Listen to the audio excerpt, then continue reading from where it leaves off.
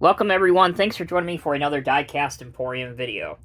In today's video, we're going to be doing an unboxing and review of the 1/50th scale Universal Hobbies Komatsu HB215-3 hybrid hydraulic excavator. I know, bit of a mouthful. It retails for around $80 US before shipping or taxes, and I purchased mine from ConstructionDiecast.com, the Construction Diecast store. There will be a link down in the video's description if you'd like to purchase one of these.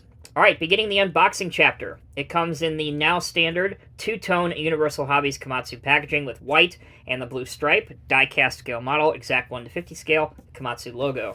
The side flaps have a picture of the model working, and also the first gear item number, despite this being a Universal Hobbies model. Long story. We'll get into it. We'll get into that conversation in a different video. That's actually not the item number from Universal Hobbies. Again, that is a first gear item number. The real item number, for reference, if you want to look this up, is UH8135. Here's your barcode if you need that. Adult collectible item, all your different copyright information. So again, here's the other side flap with another picture of the model working, and perhaps the best picture is on the back, which is good to see, and it is working as well. Okay, let's open up one side flap, and immediately we notice that usually Universal Hobbies Komatsu models are mounted on a plastic base. This one is in some styrofoam, so maybe we have escaped the pesky twist ties. We're going to have to see. First, we got to cut the ends, which are taped. One end, two end. Doesn't look like there's any twisty ties. Pop the top portion of the styrofoam off, and I spoke too soon. There's a twist tie right there holding the stick. So let's get this thing out of the box. Lift up on this. Hopefully this packaging pops out nicely. There we go. Just pops out of the styrofoam as seen here. Okay, what I'm going to do is I'm going to pause this video. I'm going to undo the twist tie so we don't waste any time. And when we come back, we'll take a look at the details and decals on this model. Alrighty, folks. After some effort, we have the twisty tie removed, and also there was some tape around the tracks, which again isn't abundantly clear why that was necessary. But I will say the twisty tie is actually tied around the hydraulic lines, so use some extreme patience when you are removing that twist tie. Otherwise, you're going to pop off the hydraulic lines on the model. Okay, let's now go into the details and decals on this model. We'll zoom out just a little bit here. So Universal Hobbies has a history of having a lot of detail in their model, and this one certainly is no different. The hydraulic lines have silver connection points on it. There's a warning label here on the stick, and this model has been around for a number of years. You can see here how the bucket is attached to the quick coupler by a series of very tiny screws. That leads me to believe that obviously if you wanted to unscrew it, you can remove the bucket and perhaps put on some aftermarket attachments if that's what you want to do. Moving along to this side, here's a good look at the boom. Once again, the stick, all the different hydraulic lines which change color depending on their location on the machine. Here are some yellow ones, here are some black ones.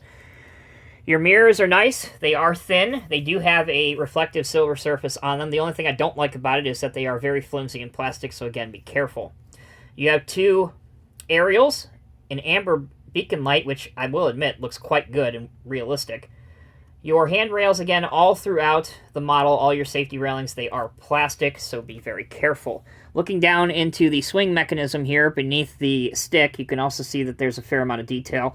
Moving back to the top of the machine, you can see that there's some decaled black anti-slip texturing, which again I think looks particularly good, along with your gray engine cover with a silver exhaust exiting it. Alright, taking a look at the cab now. Inside the cab you'll find the operator's seat, you'll find a red fire extinguisher here, as well as some levers and pedals. The track frames, again, very nicely done, although again, I think it's important to note that this silver connection pin right here could have looked a whole lot better had it been painted Komatsu gray like the rest of the track frame. That said, there are different step-on areas as well as warning and tie-down labels located on the tracks themselves. Underneath the machine, here you can see how it's mounted and how the model is assembled, along with the different track segments, which can easily be seen from this position. Moving towards the back, we have Komatsu decaled very clearly on the counterweight, along with some lights that are painted, and yes, you guessed it, some more warning labels. This side of the machine has the addition of a couple more lights. Not sure if these are lights or if they are cameras for seeing the side of the machine. Either way, it doesn't really matter. Here we can make out the hybrid decal, which again looks particularly modern and very crisp, along with HB215-LC and Komatsu. That'll do it for the decals and decals. When we come back, we'll put the model through its paces and see what it can do for functionality. Alright, welcome back everyone. Let's now go into functionality. The model won't roll on a smooth surface such as this, and the tracks are actually pretty tightly on this on the track frames. You can move them slightly by hand, but again, I wouldn't really recommend doing that. They feel as though they might break with too much pressure applied to them.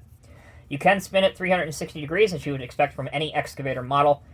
Here we have the model in a parked position, but let's go ahead and put it to work. We'll raise its boom up. Mine will go up to a height of here. We'll take the stick out for as far as it will go, which is to here. Not bad at all. Bucket will curl out to here without forcing anything, which should be perhaps a little bit more, as there is a lot of cylinder still exposed that should retract fully into the yellow jacket. Okay, how about the lower end of things? Again, without forcing anything too terribly much, your dig height is mediocre at best. Again, you can fix this by filing down the cylinders and the stoppers inside the ram jackets, but again, it's something that you shouldn't have to do after you invest in an expensive scale model. But just know, this model is a little bit older, and that was not too uncommon for the time it was made. Alright, coming in, the good news is, you can get a pretty decent tucked-in pose if you want to have the model on a lowboy, which you'll see here in a minute. But again, I think that bucket should curl up just a little bit more, and the stick should go down perhaps a little bit more as well. There are no opening features on the model. Engine cover doesn't open, door doesn't open. But aside from that, the basic functionality you'd want to see for most excavator models is there. So the last thing we need to do is show this on a lowboy and show it paired with a dump truck, so don't leave us just yet. Alright, collectors, your patience has proven itself useful. We now have a lowboy trailer as well as a tractor to pull our excavator to and from the job site. So let's connect truck to trailer.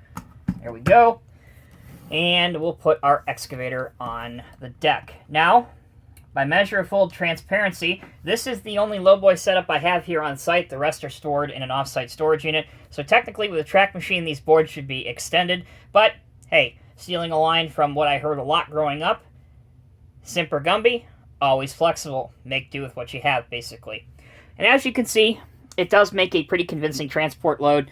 It looks quite good, actually, on this trailer in this color combination, in my opinion. So, we're on site now. Let's get rid of the lowboy and show you what it looks like loading a dump truck, or a tipper for my friends across the large pond. Here we go. We've got our boom up. We'll take our stick out, rotate our bucket as well as it will go, at least. And there you go. The cylinders are at least strong enough to hold the model in a dumping position. Alright all, that'll do it for this episode of Diecast Emporium. Really hope that my time and effort has helped you determine whether you want to add one of these to your collection if you don't already have it. I believe for $80 it's pretty darn good value. Of course, as with every model, there are some things that could be improved substantially, but no model that I have ever experienced in my 30-plus years as a private collector is perfect. Everyone has their own little issues with it, so please bear that in mind and stop expecting perfection from all of your favorite die-cast manufacturers. Alright guys, thanks again so much for watching. Check out the videos on your screen right now, and leave us a like and a comment down below this video. Take care, be well. I'll see you in the next review.